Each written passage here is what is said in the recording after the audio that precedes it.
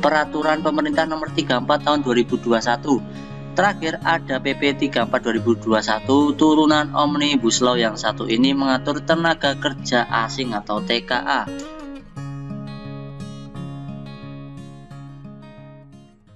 Bismillahirrahmanirrahim. Assalamualaikum warahmatullahi wabarakatuh. Selamat datang di channel Pejuang Karyawan. Seperti biasa di channel ini saya akan banyak membahas seputar lowongan pekerjaan, tutorial, tips dan trik, review, interview, kemudian ada hiburan, ada berita hoax dan lain sebagainya. Kalian bisa cek sendiri di profil Pejuang Karyawan. Di situ sudah banyak video-video yang sudah saya upload yang mungkin bermanfaat untuk kalian. Nah, untuk video kali ini saya akan sharing-sharing sedikit tentang Omnibus Law ya.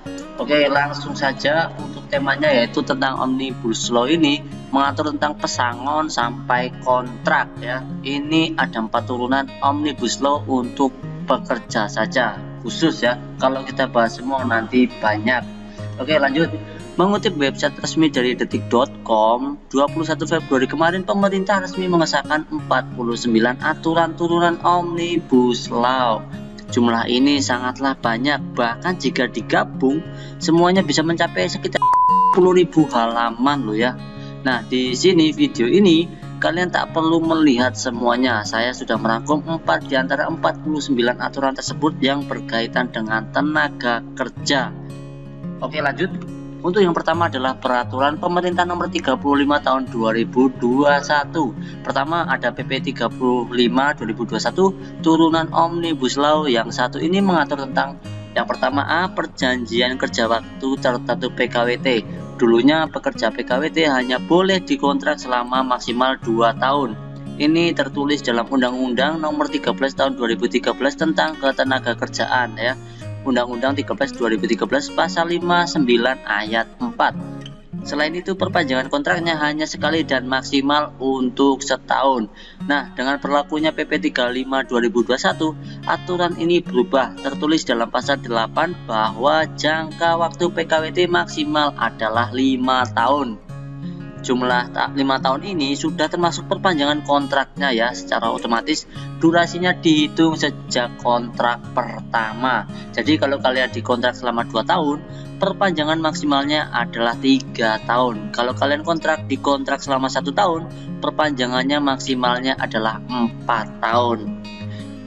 Oke, untuk yang B, lembur.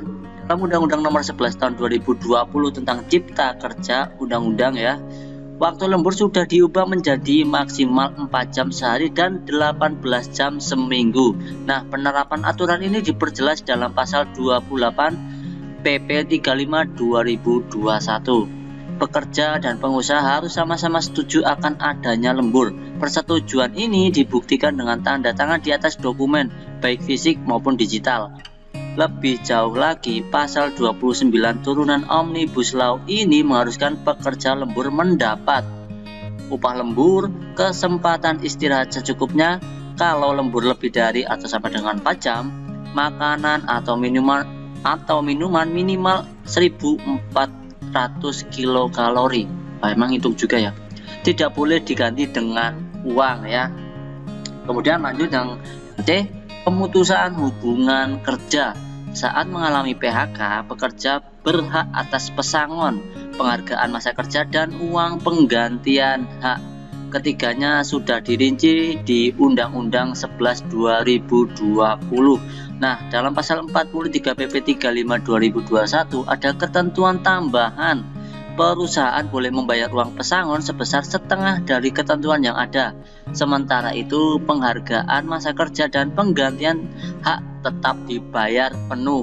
Ini hanya berlaku untuk PHK karena efisiensi ya. Efisiensinya juga harus dilakukan atas dasar perusahaan itu rugi. Kalau nggak rugi ya nggak dapat. Oke, kita lanjut. Yang kedua, Peraturan Pemerintah Nomor 36 Tahun 2021. Selanjutnya ada PP 36 2021. Ia mengatur pengupahan pekerja yang tadinya ada dalam PP Nomor 78 Tahun 2015. Dalam pasal 43 aturan tersebut, upah minimum ditetapkan dengan mempertimbangkan kebutuhan hidup layak, produktivitas, kebutuhan ekonomi. Nah, dalam turunan Omnibus Law pertimbangannya berbeda. dalam pasal 25 PP 36 2021 dituliskan bahwa pertimbangan upah minimum adalah tentang kondisi ekonomi dan ketenaga kerjaan. Nah, jenis upah minimumnya sendiri ada dua, yaitu tingkat provinsi UMP dan tingkat kota atau UMK. UMK juga punya syarat untuk dibuat, yaitu pertumbuhan ekonomi daerah dan inflasi daerah ya.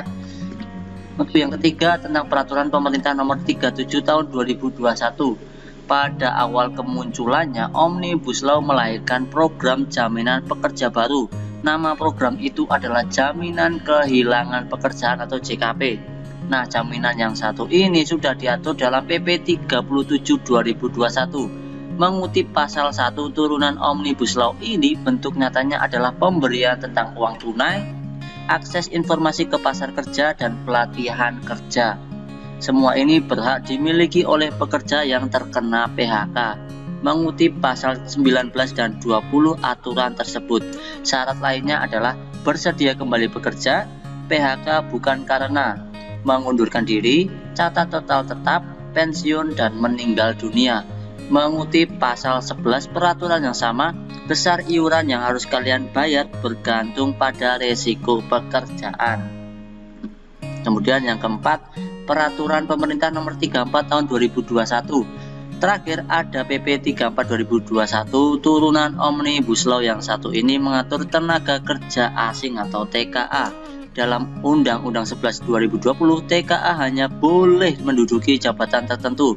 Nah, dalam pasal 4 ayat 4 PP 34 2021, jabatan tertentu ini hanya boleh ditetapkan oleh lembaga atau menteri terkait. Mengutip pasal 11 peraturan yang sama, TKA juga tidak boleh bekerja di bagian personalia perusahaan. Nah, itulah sederet turunan Omnibus Law yang berkaitan dengan tenaga kerja. Dengan memahami semua itu, kalian tentu tak perlu membaca puluhan ribu halaman peraturan yang berhubungan tentang tenaga kerja. Semoga video sharing ini membantu kalian tentang Omnibus Law tenaga kerja ya. Untuk itu kalian bisa mencari informasi lebih tentang peraturan-peraturan itu kalau semua pengen mencari yang lebih banyak ya. Oke, mungkin itu saja yang bisa saya sharing. Jangan lupa kalian tonton juga video-video saya yang lainnya. Terima kasih, semoga bermanfaat. Wassalamualaikum warahmatullahi wabarakatuh.